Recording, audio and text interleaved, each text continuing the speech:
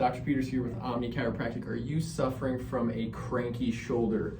A lot of times shoulders become sensitive in what's called internal rotation. That manifests in a high pulling position or an upright row position. If you look at it, there's an orthopedic test called Apley Scratch that very much resembles this. So if you can take your hand, place it in the small of your back, that's assessing shoulder extension and internal rotation. So if you struggle, you get cranky shoulder when you do a high pull, whether it's a clean, upright row, I'm going to show you a couple variations of exercises to get that shoulder moving better and feeling better. So check it out. When we look at shoulder rotation, this is external rotation and this is internal rotation. So what we can do is we can take this TheraBand, kind of lie on our backs.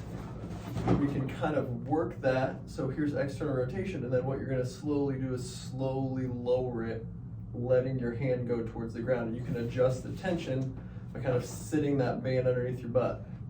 So it's back like this, and then we slowly lower it, nice, slow, and controlled. So this is a good way to kind of get a little bit more range and a little bit more load into that internal rotation. So kind of come back and then slowly lower that this way. This is a good exercise I use with patients to start to warm up and activate that internal rotation and get a little bit more comfortable in pulling positions.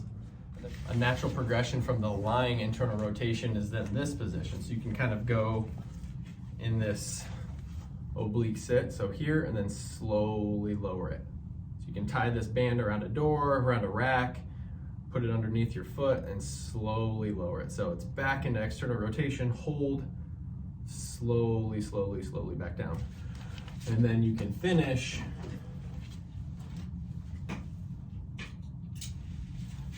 in more of a tall kneeling position. So you kind of attach it to a door or a wall. You're pulling here slowly, and then you're really, really controlling that position. So if you look at my shoulder, it's very much in that high pull.